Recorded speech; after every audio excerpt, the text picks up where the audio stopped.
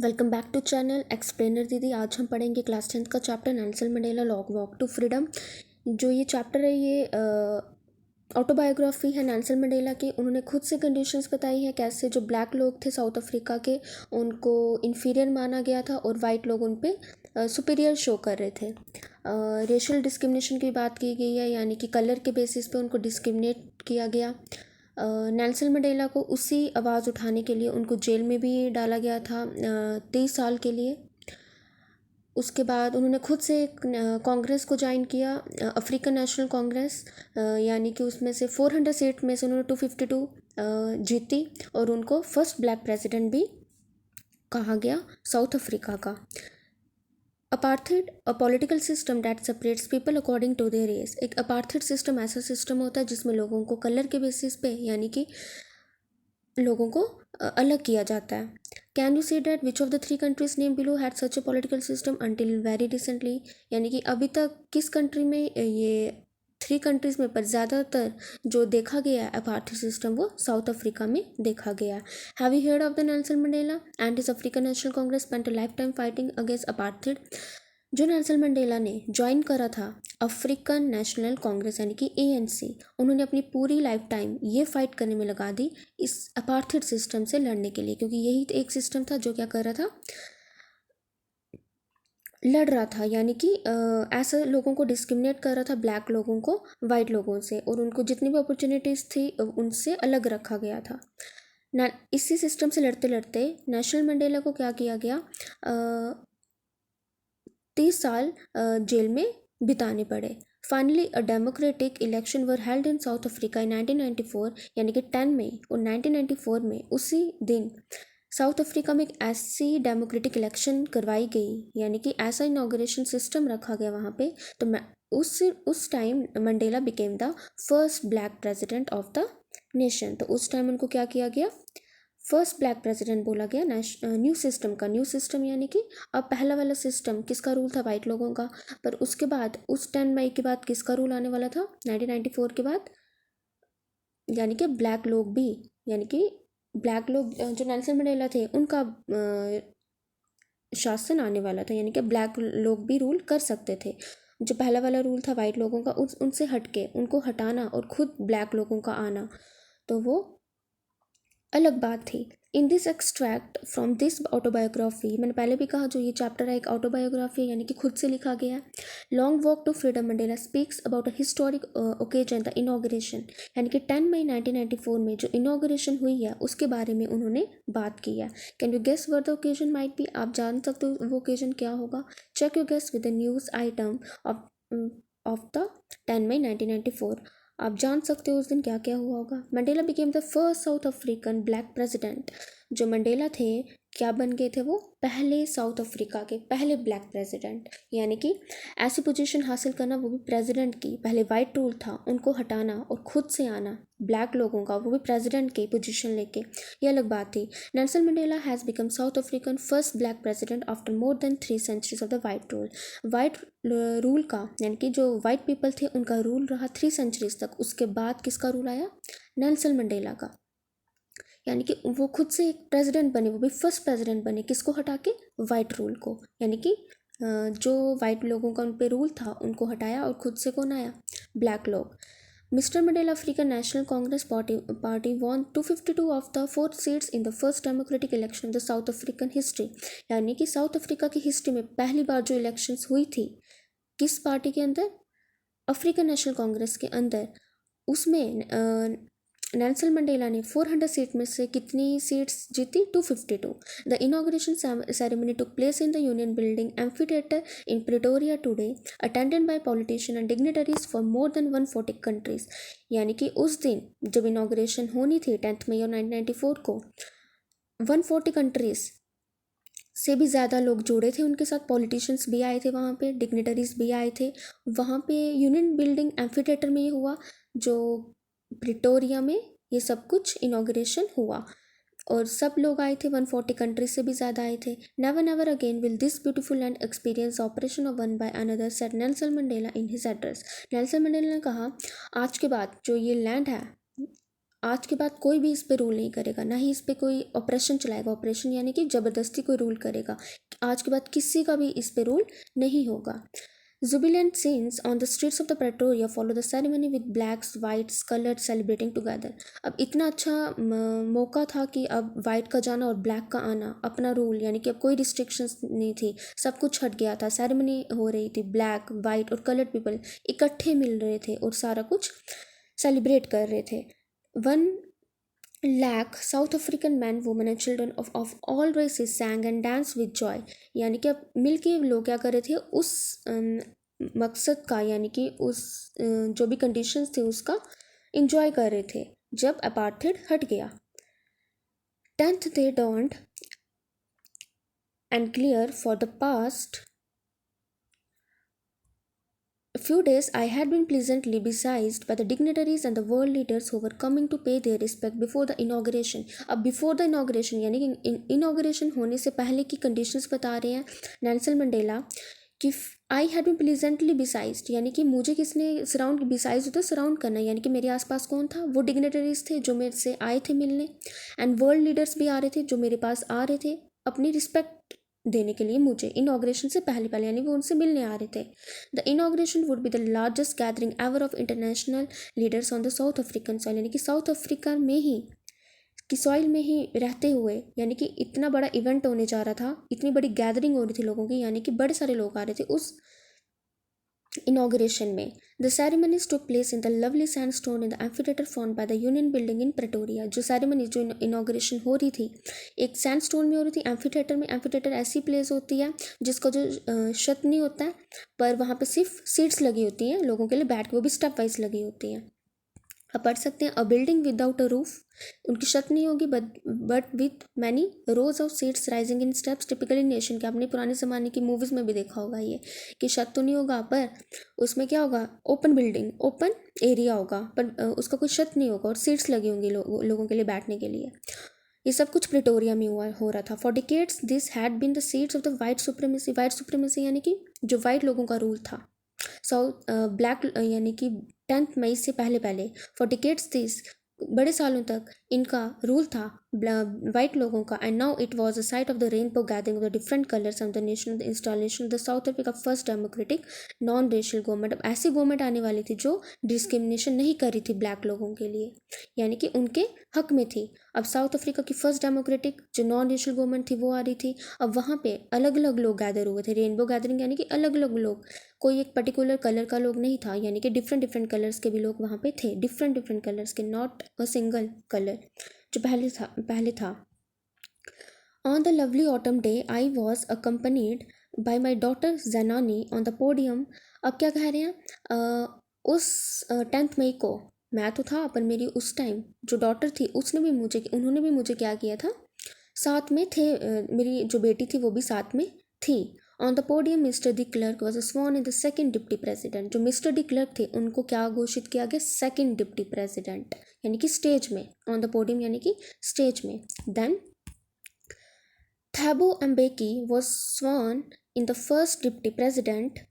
जो थैबो एम्बेकी थे उनको क्या बनाया गया, फर्स्ट डिप्टी प्रेसिडेंट, यानी कि अब साउथ अफ्रीका में पोजीशंस अलॉटेड की जा रही हैं, तो ये तो अच्छी बात थी। When it was my turn, अब माई टर्न यानी कि किसकी टर्न, नेल्सन मंडेला की, कहते हैं I pledge to obey and uphold the constitution and to devote myself to the well being of the republic and its people.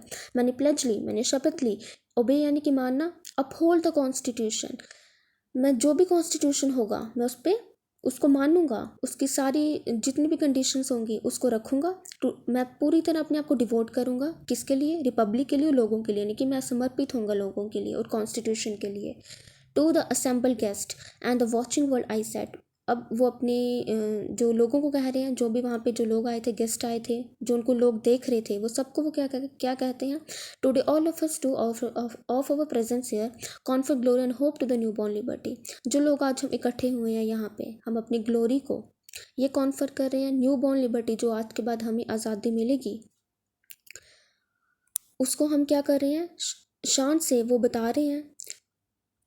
Out of the experience of an extraordinary human disaster that lasted too long, यानी इतने साल जो disaster रहा हमारे south Africa में, extraordinary यानी कि extraordinary human disaster था जो कहीं नहीं था, यानी कि इतना दर्दनाक ह्यूमन लोगों के ऊपर क्या क्या हो रहे थे, यानी कि उनको फुल अपॉर्चुनिटीज़ नहीं मिल रही थी। जो अब तक वो वाला डिजास्टर रहा है अभी तक, must be a born society of which all humanity will be proud, यानी कि ऐसा वाला डिजास्टर से हटना और ऐसी सोसाइटी बनाना जिसमें फुल अपॉर्चुनिटीज़ मिल रही थी साउथ अफ्रीका के लोगों को, ब्लैक लोगों को, ऐसी ह्यूमैनिटी बनाना जो पूरा सिस्टम क्या करेगा, ह्यूमैनिटी क्या करेगी, प्राउड करेगी। We who were outlaws not so long ago have today have been the rare privilege to be the host of the nations of the world of our own soil. हम लोग जो outlaws थे, यानी कि हमें हक नहीं था पूरी तरह से, have today have been the rare privilege to be the host to the nation. आज हमें ये प्रिविलेज मिल गई है, यानी कि ये बोला गया, यानी कि ये हक मिला गया है ताकि हम अपने नेशन को क्या करें, अपनी वर्ल्ड से क्या करें, यानी कि हम क्या करेंगे, उनके लिए होस्ट का काम करेंगे, हम उनको वेलकम करेंगे खुद से। साउथ अफ्रीका लोग खुद से डिफरेंट डिफरेंट नेशन को क्या करेगा, वेलकम करेगा। We thank all of our distinguish international guest for having come to take possession with the people of our country of what is after all common victory of justice. हम thank कर रहे हैं उन लोगों का जो different different international guest हमारे पास, हमारे साउथ अफ्रीका की सॉइल पे आए हैं। उनका सारा मकसद है क्या पूरी कंट्री का, यही कि जस्टिस लाना, शांति, पीस लाना और ह्यूमन की जो डिग्निटी है, यानी कि सेल्फ रिस्पेक्ट है, वो सब कुछ लाना हमारा एक ही मेन एम है। We have at last achieved our political emancipation. हमने एट लास्ट हमने क्या कर दिया, हमने वो वाली टॉपिक या हमने वो वाला अचीव कर दिया है, यानी कि हम सारी रिस्ट्रिक्शन से अब फ्री हो चुके हैं, जो पहले थी अब वो नहीं रही। We pledge ourselves to liberate all our people from the continuing bondage of poverty. हम ये प्लेज कर रहे हैं, हम जितनी भी पॉवर्टी थी, बॉन्डेज थी, उससे हम फ्री हो जाएंगे। डेप्रीवेशन यानी कि अलग रखा गया था हमें, आज के बाद हम वो सब कुछ फ्री कर रहे हैं, उससे हम बॉन्डेज यानी कि उससे फ्री हो रहे हैं। जितनी भी सफरिंग थी, जेंडर अदर डिस्क्रिमिनेशन था, उससे भी क्या हो रहे हैं, अलग हो रहे हैं। अलग यानी कि हम फ्री हो रहे हैं, अब हम पे कोई रूल नहीं कर सकता। Never never never and again shall it be that this beautiful land will again experience. आज के बाद हम पे कोई भी ओप्रेस नहीं करेगा, यानी कि रिस्ट्रिक्शंस कोई नहीं लगा सकता। आज के बाद कोई भी ऐसा नहीं होगा जो हमें सप्रेस करेगा। सप्रेस होता है दबाव डालना, कोई ऐसा नहीं आएगा। कोई भी नेशन या कम्युनिटी हमारे ऊपर सप्रेस नहीं कर सकती। The sun shall never be set on so glorious a human achievement. आज के बाद सिर्फ ह्यूमन की अचीवमेंट्स देखेंगी, आज के बाद कोई भी हमें सप्रेस नहीं करेगा। A few moments later, we all lifted our eyes in awe as a spectacular array of the South African jets, helicopters and the troop carriers rode in the perfect formation of the Union buildings। यानी कि amphitheatre में जो बैठे थे वहाँ पे union buildings में जहाँ उनकी सेरेमनीज हो रही थी, उन्होंने जैसे ही अपनी आंख उठाई ऊपर, उनको ऐसा नज़ारा देखने को मिला, ऐसा अच्छा नज़ारा देखने को मिला कि हेलीकॉप्टर्स और जो ट्रूप कैरियर्स थे वो ऊपर की तरफ क्या कर रहे थे, जोर जोर से आवाज़ें कर रहे थे। It was not only a display of pin point precision and military forces but a demonstration of the military loyalty to the democracy. जो न्यू गवर्नमेंट बनने वाली थी उसके तरफ वो अपनी लॉयल्टी शो कर रहे थे कि जो न्यू गवर्नमेंट बन रही है हम उसके साथ हैं। That had been freely and fairly elected. जो इलेक्शन कैसी हो रही थी, फेयरली इलेक्शन हो रही थी आज 10 मई को। Only moments before the highest general of the South African defence force and police they chest be tag with the ribbons. अब क्या बोल रहे हैं, कुछ मोमेंट बिफोर से क्या हुआ, जनरल्स आए मेरे पास, साउथ अफ्रीका के डिफेंस फोर्सेस भी आई, पुलिस, उनके जो चेस्ट थे यानी कि किससे फिल थे, वो रिबन्स के साथ, उनको प्राइजेस मिले थे, मेडल्स मिले थे। उन्होंने मुझे सल्यूट करा और अपनी लॉयल्टी मेरे सामने रखी कि हम तुम्हारे आपके साथ हैं। I was not unmindful of the fact that not so many years before, अगर they would not have saluted but arrested me, अगर कुछ साल पहले यही मुझे फोर्सेस या आर्म फोर्सेस मुझे मिले होते, ये मुझे सल्यूट नहीं करते, बेसिकली ये मुझे क्या कर देते, अरेस्ट कर देते। यानी कि इससे ये पता चल रहा है कि जो कंडीशंस थी पहले वो इतनी दर्दनाक थी उनके लिए, पर अब की कंडीशंस ये हैं कि उनको खुद सल्यूट करने आ रहे हैं। Finally a cavern of the Impala just left a smoke trail of the black, red, blue and the gold of the new South African flag. Finally एक इम्पाला जेट्स उन्होंने एक ऊपर की तरफ स्काई में एक छोड़ा, स्मोक छोड़ा, जिसकी वजह से क्या क्या कलर आए, ब्लैक, रेड, ग्रीन, यानी कि उनके जो नेशनल फ्लैग था अफ्रीकन का, उसके जो कलर्स थे वो स्काई में बन रहे थे। पैटर्न क्या था उसका? V shape. The day was symbolised for me by the playing of the two national anthems. उस डे क्या हुआ? दो नेशनल एंथम्स बजे। The vision of white singing, जो वाइट्स थे वो क्या कर रहे थे? Nkosi Sikelel and black singing Die Stem the old anthem of the republic. और क्या गा रहे थे? रिपब्लिक का जो साउथ अफ्रीका का जो पुराना एंथम था वो भी गा रहे थे। अब ये इसलिए गा रहे थे ताकि उनको वो कलेक्टिवनेस उन दोनों ब्लैक और वाइट में आ सके। Although that day neither group knew the lyrics of the anthem they once despised. Even कि उनको दोनों को नहीं पता था वो लिरिक्स हैं क्या। उनको इवन कि पहले वाला सिस्टम वो इतने अलग अलग रहते थे 10th में के पहले कि उनको कुछ नहीं पता था ये है क्या, इनके लिरिक्स का मतलब क्या। They would not know the words by heart. उनको दिल से कुछ नहीं पता था, वो सिर्फ गाए जा रहे थे। उनको कोई अंडरस्टैंडिंग नहीं थी वो है क्या। एंथम इन वर्ड्स का मीनिंग क्या। On the day of the inauguration I was overwhelmed with the sense of history in the first decade of the 20th century, a few years after a bitter Anglo war and before my. यानी कि अब क्या कह रहे हैं, उसकी history में, उस हिस्ट्री में पहली बार ऐसा हुआ कि 20th सेंचुरी में फ्यू ईयर्स आफ्टर एंग्लो जो वॉर हुई थी उसके बाद, और मेरे जन्म के पहले पहले जो वाइट स्किन पीपल थे यानी कि जो गोरे लोग थे साउथ अफ्रीका के, patched up there differences and erected a system of racial domination against the dark skin. यानी कि वो क्या करने लगे?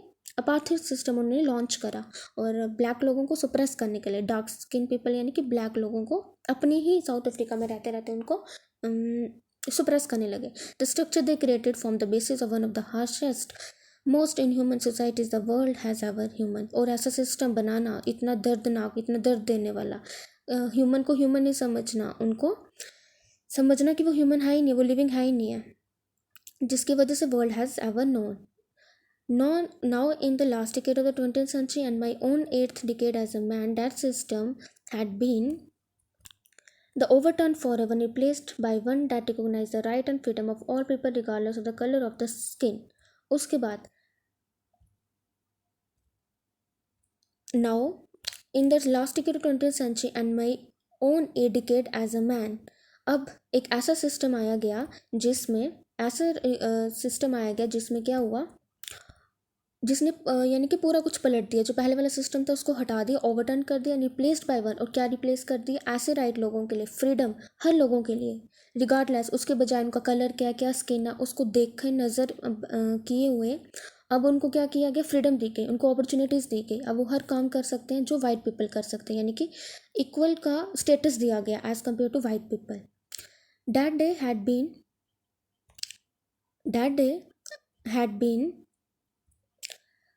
although the unimaginable sacrifices of thousands of my people whose sufferings and courage can never be counted or repaid। यानी कि मेरे लोगों को, यानी साउथ अफ्रीका के लोगों ने, वो लोग जिनमें देशभक्ति की भावना थी, उन्होंने अपना करज और सफरिंग सहन करके क्या किया? देश को आज़ाद करवाया। उनको उसको उनकी सेक्रीफाइस, उनकी जो सेक्रीफाइस है उसको इमेजिन भी नहीं किया जा सकता, ना ही उनको मैं रिपे कर सकता हूँ जो उन्होंने करके गए हैं मेरे लिए, जो साउथ अफ्रीका के लिए करके गए हैं। I felt that day I have on too many other days that I was simply the sum of all those African patriots who had gone before me. यानी कि मैं खड़ा तो था उस कंडीशन में, उस स्टेटस में प्रेसिडेंट के तौर पर, पर जो वो वाले लोग, अब उनको याद करें, उन पैट्रियट्स को याद करें जिन्होंने अफ्रीका को आज़ाद करवाने के लिए काफ़ी मेहनत की। अब उन लोगों को याद कर रहे हैं क्या, यानी कि मैं उस कंडीशन में नहीं होता, यानी कि वो मेरी मदद नहीं करते जो मेरे से पहले भी चले गए। That long and noble line ended and now began again with me. वो तो ख़त्म हो गए हैं पर मैं हूँ, अब मेरे साथ अब ये क्या स्टार्ट होगा? एक नया सिस्टम स्टार्ट होगा, यानी कि अपार्थाइड ख़त्म, अब नया लाइन स्टार्ट होगी, यानी कि साउथ अफ्रीका के जो ब्लैक लोगों को उनको इक्वल स्टेटस दिया जाएगा। I was pained that I was not able to thank them. मुझे दर्द है कि मैं उनको थैंक तो नहीं कर सकता क्योंकि वो तो चले गए, but they were not able to see that their sacrifices had brought. यानी कि उनकी अचीवमेंट जो उन्होंने करा उनके जाने के बाद, एज ए रिज़ल्ट जो रिज़ल्ट आया, उनको पता नहीं है कि हुआ हो क्या गया। यानी कि अब अपार्थाइड चला गया, ब्लैक लोगों को अपॉर्चुनिटीज़ मिल रही हैं, पर उनको भी पता नहीं क्योंकि वो चले गए हैं। The policy of apartheid a deep lasting wound in my country and my people, all of us will spend many years if not generation recovering from the profound hurt. जो भी पॉलिसी थी अपार्थाइड के लिए, उन्होंने एक ऐसा दर्द या डीप गहरा दर्द उन पे ऐसा जख्म डाला गया मेरी कंट्री पे, मेरे लोगों के ऊपर। All of us will spend many years if not generation recovering. बड़े सारे लोगों ने अपने साल गंवा दिए, जनरेशन से नहीं रिकवर कर रही है उस दर्द से। But the decades of the oppression brutality had another unintended effect that was that produce Oliver. यानी कि लोग इतने दर्द में थे तो लोगों ऐसे लोग उभर के आए उस ऑपरेशन और ब्रिचुअलिटी जो उन पे लगा रहे थे वाइट लोग, यानी कि उनको कोई काम करने नहीं दे रहे थे उनको, यानी कि उन लोगों को जो भी कुछ करते थे उनको आइसोलेट कर देते थे लोग। तो उन पे जो ब्रिचुअलिटी थी, जो ऑपरेशन था, उनको जो मार रहे थे, जिसकी वजह से ऐसे लोग उभर के आए। It was that it produce the Oliver Tambos, the Walter Sisulus, the Chief Luthulis, the Yusuf Dadoos, the Bram Fischers, the Robert Sobukwes of our time. यानी कि हमारे उस टाइम के जो ये लोग थे ऐसे उभर के आए किनकी वजह से, जो भी ब्रिचुअलिटी हम पे पड़ रही थी। मैन ऑफ सच एक्स्ट्रॉर्डनरी, उनको क्या कहा गया कि ऐसे लोग, एक्स्ट्रॉर्डनरी लोग उभर के आए उस टाइम के जिन्होंने मदद की। करेज, जो क्या शो करते, courage, wisdom and generosity that they like may never be known again. जो उन्होंने करेज दिखाया आज़ादी करवाने के लिए, जो विजडम दिखाई उन्होंने, जो अपने यानी कि जिनोरसिटी यानी कि दिल से जो उन्होंने काम करा, वो सब कुछ नेवर बी नोन अगेन। यानी कि अब आज के बाद तो उन्होंने जो करा वो तो होगा नहीं। Perhaps it required such depths of operation to create such heights of character.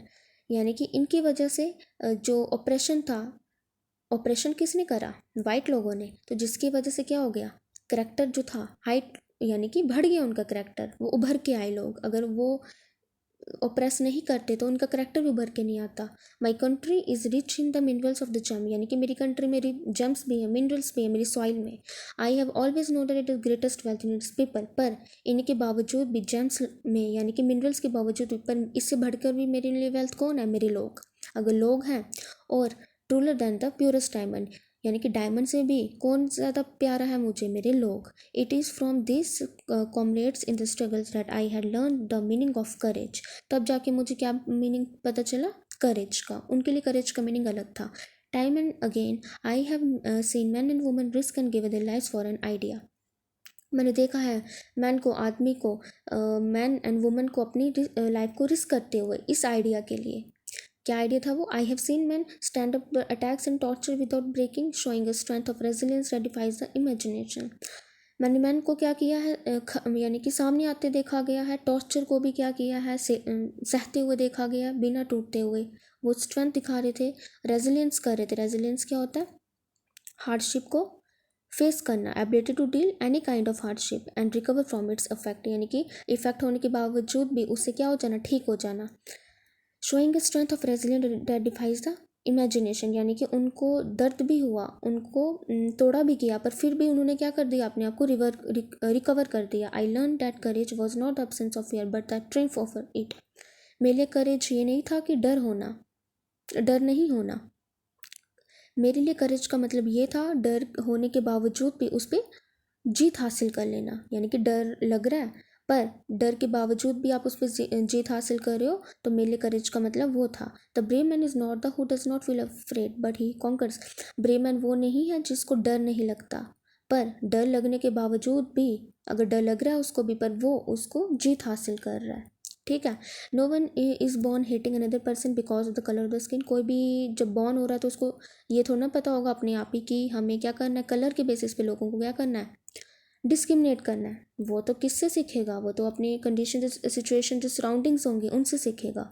और इस बैकग्राउंड और इस रिलीजन, यानी कि उसको अपने बैकग्राउंड रिलीजन से क्या करना है, किन लोगों से नफरत करनी है, ये उसको नहीं पता होता पैदा होते ही। People must have learn to hate, लोगों को सिखाया जाता है आपको किस किस से नफरत करनी है, किस रिलीजन से, किन लोगों से। If they can learn to hate they can be taught to love. अगर उनको नफरत करना सिखाया जा सकता है तो उनको प्यार करना भी सिखाया जा सकता है।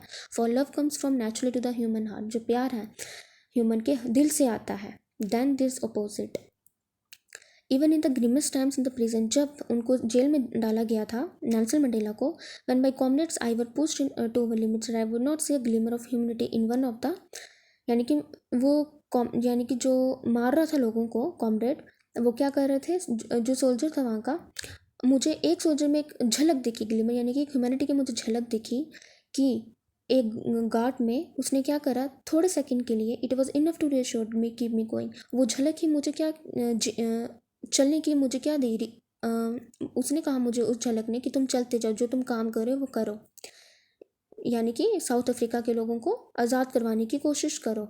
Man goodness is a flame date can be hidden but never extinguish, यानी कि जो मैन की अच्छाई है वो ऐसे फ्लेम है जिसको छुपाया तो जा सकता है पर बुझाया नहीं जा सकता, यानी कि जो उसमें काम करने की इच्छा है वो करेगा। In life every man has twin obligation, वो क्या चाहता है अपनी लाइफ में, दो काम, पहला अपनी फैमिली के लिए, अपने पेरेंट्स के लिए, अपनी वाइफ के लिए और अपने चिल्ड्रन के लिए। He has an obligation to his people, ये सब तो है पर काम किसके लिए करेगा, वो लोगों के लिए, अपनी कम्युनिटी के लिए, अपनी कंट्री के लिए, यानी कि फैमिली को भी साथ साथ रखेगा और अपनी कंट्री को भी। In civil and human society each man is able to fulfil those obligations according to his own inclination and abilities, हर आदमी यही चाहता है अपनी सारी ऑब्लिगेशंस को फुल करे, जितना भी उसका इस लाइफ में जितना भी एबिलिटीज़ है उनको फुलफिल करे।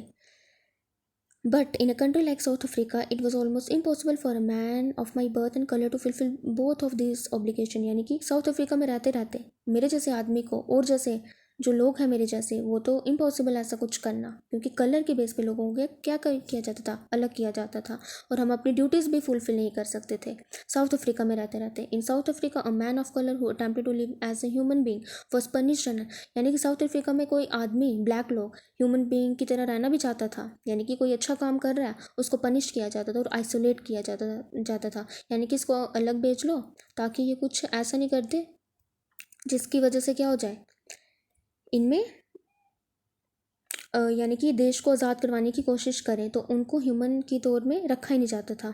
In man of colour In South Africa, a man who tried to fulfill his duty to his people was inevitably ripped from his family and his home and was forced to live a life part, a twilight existence of secret and rebellion.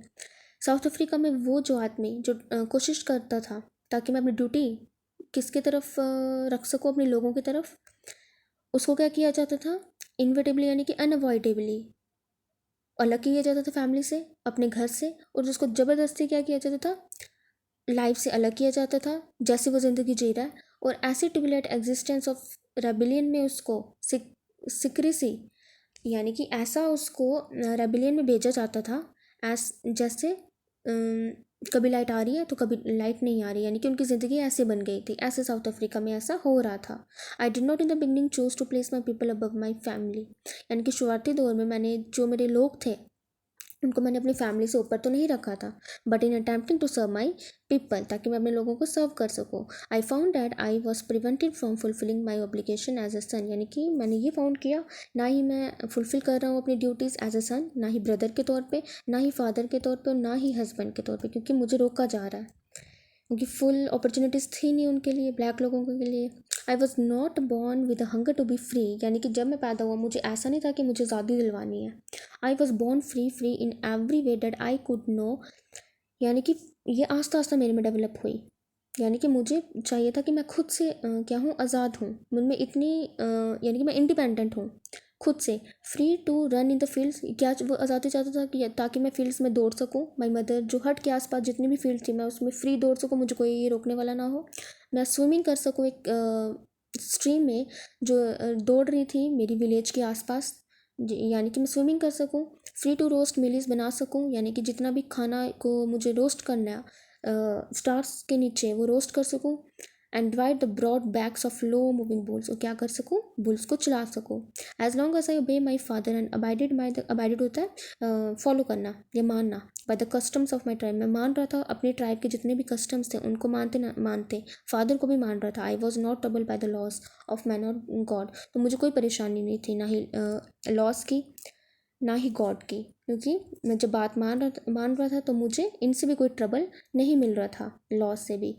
It was only when I began to learn that my boyhood freedom was an illusion, यानी कि ये सब कुछ मिलना, क्या क्या, अपने father की बात मानना, उसके बाद विलेज में क्लियर स्ट्रीम में स्विमिंग करना, मिलीज को रोस्ट करना clear under the sky, bulls को चलाना, ये सब कुछ करना ये सब कुछ क्या था, एक इल्यूजन था, यानी कि ये बेसिकली एक राइट नहीं थे लोगों के लिए। When I discovered as a young man, जैसे यंग मैन बना, that my freedom had already been taken from me, यानी कि मेरी तो फ्रीडम तब की ले ली थी, पहले से ही ले ली थी।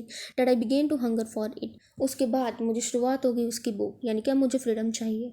Eight first as a student I wanted freedom only for myself, पहले तो मुझे सिर्फ अपने लिए फ्रीडम चाहिए थी, यानी कि बेसिक जो राइट्स होते हैं बच्चे के लिए। द ट्रांजिटरी फ्रीडम्स, ऐसे ट्रांजिटरी फ्रीडम जो परमानेंट नहीं थे, यानी कि परमानेंट मिले मुझे नहीं मिले पर ऐसे मिले, of being able to stay out, और ऐसे फ्रीडम चाहिए ताकि मैं देर रात तक बाहर रह सकूँ, रीड वट आई प्लीज, पढ़ सकूँ जो मुझे अच्छा लगता है, और जहाँ मैं चाहूँ वहाँ जा सकूँ। Later as a young man in Johannesburg I yearn for the basic and honourable freedom of achieving my potential, of earning my keep, of marrying and having a family, freedom not to be obstruct in lawful life. तब जाकर जॉनसनबर्ग में मुझे क्या पता चला क्या basic और honourable freedom होते हैं। पोटेंशियल क्या, यानी कि क्या ऐसा है जो एक पर्सन के लिए बेसिक राइट्स क्या क्या है, यानी कि जो मैं अर्न करूँ वो मेरे पास ही रहे, जिस मैं अपनी मर्ज़ी से किसी से भी शादी कर सकूँ, having a family, the freedom not to be obstructed in the lawful life, ये सारी फ्रीडम्स मेरी लाइफ में ऑब्स्ट्रक्ट ना करें, ये सब कुछ मुझे मिले। But then I slowly saw that not only wise was not free, यानी कि मुझे पता चला बस मैं ही फ्री नहीं हूँ, यानी कि मेरे सारे ब्रदर सिस्टर वो भी फ्री नहीं है, यानी कि सब में रिस्ट्रिक्शंस लग गया। I said that it was not just my freedom that was curtailed, सिर्फ मेरी ही जो फ्रीडम है उसको रोका नहीं गया है, यानी कि बंद, यानी कि पूरी तरह से अपॉर्चुनिटी नहीं मिलना, कम होना, but the freedom of every one who looked like I did, किसी को भी फुल अपॉर्चुनिटीज़ नहीं है जीने की। That I when join the African National Congress, तब जाके मैंने क्या ज्वाइन किया, ANC, यानी कि अफ्रीकन नेशनल कांग्रेस। एंड ये यानी कि लोगों की कंडीशंस देख के, फुल अपॉर्चुनिटीज़ नहीं थी लोगों की, ब्लैक लोगों के लिए, उनको फ्री करवाने के लिए उन्होंने क्या ज्वाइन किया, ANC। And that is when the hunger for my own freedom became the greatest hunger for the freedom. तब जाके क्या हुआ, मेरे लिए एक इतनी बड़ी बुक पैदा हुई, अब मुझे क्या करवाना है, आज़ादी दिलवानी है, तो दिलवानी ही है अपने लोगों को इस सिस्टम से, अपार्थाइड सिस्टम से। It was a desire for the freedom of my people to live their lives and dignity with self respect that animated my life. अब क्या फ्रीडम थी मेरे लोगों के लिए, उनको ऐसी ज़िंदगी देना जो सेल्फ रिस्पेक्टेड हो, डिग्निटी हो उनके पास, ताकि वो अपनी ज़िंदगी जिए। The transformed a frightened young man into a bold man, यानी कि जो डरा हुआ आदमी था उनसे हटके एक ऐसा आदमी बना जो बोल्ड वन था। That drove a law abiding attorney to become a criminal, तो यानी कि जो ऐसा मानने वाला आदमी जो किसको मानता था, लॉ को, अब वो क्या बन चुका था, एक क्रिमिनल बन चुका था, क्योंकि वो उसकी अब डिज़ायर क्या थी, किसको आज़ादी दिलवानी थी, लोगों को, ताकि उनकी खुद से एक सेल्फ रिस्पेक्ट हो, डिग्निटी हो। अब मेरी लाइफ का मेन जो एम था अब यही था। That turning a lovely husband into a man without a home, यानी कि ऐसा हस्बैंड बनना जो जिसके पास अब घर नहीं था। That forced life loving man to live like a monk, अब मैं जो ज़िंदगी जी रहा था वो ऐसी ज़िंदगी जी रहा था मॉन्क की तरह। I am no more virtuous और self sacrificing than the next man, अब मैं ऐसा मैन था जिसके पास ना ही कुछ सेक्रीफाइस करने के लिए था, ना ही कुछ था। But I found that I could not even enjoy the poor and limited freedoms I was allowed when I knew my people were not free, यानी कि तब जाके मुझे ये पता चला कि मैं फ्री हुई नहीं। मैं फ्री हूँ नहीं क्योंकि मेरे लोग फ्री नहीं है, क्योंकि मुझे बेसिक राइट्स तो मिल रहे थे थोड़े थोड़े, पर अगर मेरे लोग फ्री नहीं है तो यानी कि मैं भी फ्री नहीं हूँ। I knew my people were not free, क्योंकि even enjoy the poor and limited freedom I was, यानी कि लिमिटेड फ्रीडम मुझे तो मिल रही थी। When I knew my people were not free, क्योंकि मुझे पता था मेरे लोग फ्री नहीं, यानी कि मैं भी फ्री नहीं हूँ। फ्रीडम इज इनडिवाइजेबल, ऐसा तो नहीं आप डिवाइड कर दोगे फ्रीडम को। द चेन्स और any one of my people were the chains, यानी कि जो चेन्स किसके ऊपर थी, मेरे लोगों के ऊपर, अब वो चेन्स मेरे ऊपर भी थी। The chains on all my people were the chains on me, जो चेन्स उनके ऊपर थी वही चेन्स मेरे ऊपर थी, यानी कि अगर मेरे लोग फ्री नहीं है तो मैं भी फ्री नहीं हूँ। I knew that the oppressor must be liberated just as surely as the oppressed, यानी कि वो ऑप्रेसर क्या होता है और ऑप्रेस्ड क्या होता है। ऑप्रेसर वो होता है जो ऑप्रेस करता है, ऑप्रेस्ड वो होता है जो ऑप्रेस्ड होता है, यानी कि ऑप्रेसर जो करेगा और जो होगा वो ऑप्रेस्ड है, ठीक है। यानी कि ऑप्रेस्ड है, उसकी तो जितनी बेसिक राइट्स हैं वो तो छीन गए हैं, किसके द्वारा, ऑप्रेसर के द्वारा। तो ऑप्रेसर जो है उसके जो थॉट्स हैं वो उसको बोल रहे हैं तुम ऑप्रेस करो, यानी कि वो भी फ्री नहीं है। तो दोनों रिस्ट्रिक्शंस हैं, दोनों यानी कि दोनों बंधे हुए हैं। हमें क्या करना पड़ेगा, ओप्रेसर के जो थॉट्स हैं उनको चेंज करना पड़ेगा और ओप्रेस्ड को भी चेंज करना पड़ेगा ओप्रेसर से। A man who takes away another freedom is prisoner और इज अ प्रिजनर ऑफ हेटेड। यानी कि जो एक आदमी जो दूसरे आदमी से क्या कर रहा है, उसकी जितने भी बेसिक राइट्स हैं वो छीन रहा है, वो कौन छीन रहा है, ओप्रेसर। तो वो भी क्या है, किससे भरा हुआ है, वो नफरत से। He is locked behind the bars of prejudice और नैरो माइंडेड लाइन्स। वो क्या कर रहा है, कोई रीज़न नहीं है उसके लिए नफरत करने का, पर फिर भी वो नफरत कर रहा है और अपनी छोटी सोच लेके वो फिर भी नफरत किए जा रहा है और उसको ओप्रेस्ड को ओप्रेस किए जा रहा है। I am not only truly free if I am taking away someone else freedom just as as I am not free when my freedom is taken from me. मैं श्योर हूँ, I am not truly free, मैं पूरी तरह से free नहीं हूँ जब मेरी कोई ज़िंदगी कोई छीन ले, यानी कि ओप्रेसर मेरे से मेरी फ्रीडम छीन ले। Just assuredly I am not free when my freedom is taken from me, यानी कि पूरी मेरे से मेरी जो फ्रीडम थी वो भी छीन ली ओप्रेसर से। और ओप्रेसर जो था वो भी फ्री नहीं है, क्योंकि वो किससे भरा हुआ, नफरत से। The oppressed and the oppressor alike और रॉब्ड फॉर देयर ह्यूमैनिटी। दोनों क्या हैं, एक दूसरे से बंधे हुए हैं।